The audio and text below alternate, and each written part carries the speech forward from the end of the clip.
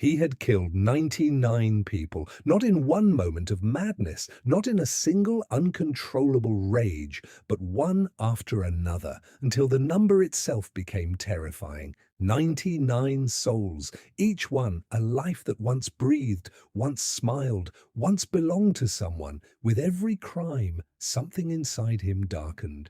The first time, perhaps his hands trembled, perhaps he could not sleep. But sin has a dangerous nature. When repeated, it slowly silences the conscience. What once feels unbearable begins to feel normal. People feared him. Villages whispered about him. Travelers avoided crossing his path. His name carried dread. But fear from others did not give him peace. When the noise of the day faded, when there were no witnesses and no enemies around, a different feeling would visit him. Emptiness, a heavy silence that pressed against his chest. And in that silence, a question began to rise, one he had never allowed himself to ask before. What will happen to me? He tried to bury the thought, he tried to distract himself, but the question returned again and again. After 99 murders, something unexpected happened, not outside him, but within him. A crack, a small crack in the wall around his heart. It was not righteousness, it was not sudden piety, it was not goodness, it was fear. And with fear came a desperate curiosity. Is there any way back? Is forgiveness possible for someone like me? Now, this story is not about excusing crime. It is not about making light of sin. Islam does not overlook oppression. The blood of even one innocent soul is something severe beyond words. This story is about something deeper. It is about what happens when even the worst sinner turns, sincerely, toward Allah. It is about the difference between persistence in sin and a broken heart seeking mercy. So the man began searching, not for another victim, but for someone who could answer his question. He was directed to a devout worshipper, a man known for his prayers and fasting, a man whose days were spent in worship. The killer stood before him and spoke plainly. I have killed 99 people. Is there any repentance for me? The worshipper was overwhelmed. 99. The number shook him. His mind saw only the crimes, the blood, the horror. No, he said firmly. There is no repentance for you. The words landed like a final verdict. In that moment, despair swallowed the man again. If there is no forgiveness, then what remains? Anger rose, and he killed the worshipper. Now the number was 100, but notice something powerful here. Even after killing 100 people, the question did not die. He still wanted repentance. He still wanted forgiveness. If this were a story encouraging evil, the man would have felt satisfied in violence, but he did not. Sin had not given him peace. It had only deepened his emptiness. So he searched again. This time he was guided to a scholar, a man of knowledge, wisdom, and understanding. He stood before him and confessed, I have killed 100 people. Is there any repentance for me? The scholar did not react with shock alone. He understood something crucial. No matter how massive the sin, Allah's mercy is greater if the repentance is real. He asked calmly, and who can stand between you and repentance?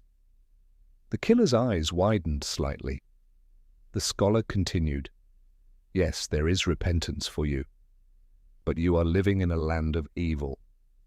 The environment around you feeds your darkness. Leave this place.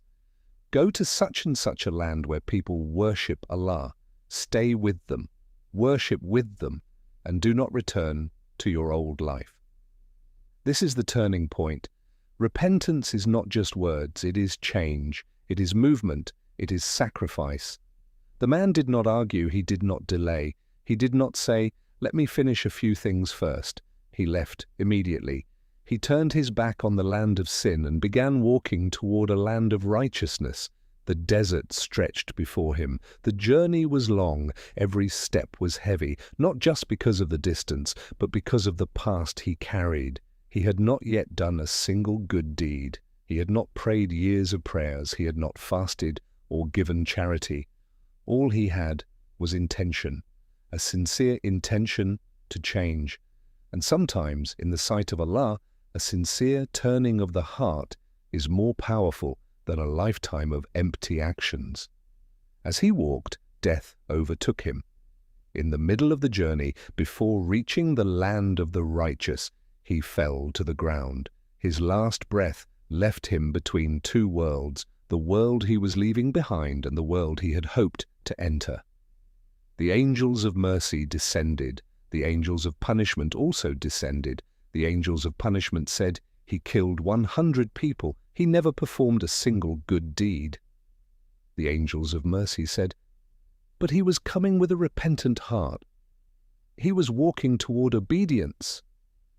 Allah commanded that the distance be measured. Measure the distance between the two lands, the land of Evil and the land of righteousness. Whichever he is closer to, that is his destination. The angels measured. And by the mercy of Allah, the earth itself was commanded to shift. The land of righteousness came closer by a handspan, and he was found nearer to the land of good. So he was forgiven, not because murder is small, not because crime is overlooked, but because repentance was sincere, because he left, because he turned, because he moved toward Allah, even if he died before completing the journey. This story does not teach that we can sin freely and rely on forgiveness later. It teaches that no matter how far someone has fallen, the door of repentance remains open until the final breath. It teaches that despair is more dangerous than sin itself. It teaches that Allah's mercy is vast, but it is for those who truly turn back. A man who had taken 100 lives found forgiveness not through excuses, but through a broken heart walking toward change. And perhaps the greatest lesson is this: it is never too late to start walking toward Allah, even if you feel 1,000 miles away, even if your past feels too heavy. If you turn sincerely and even one step, you may find that mercy is already running toward you.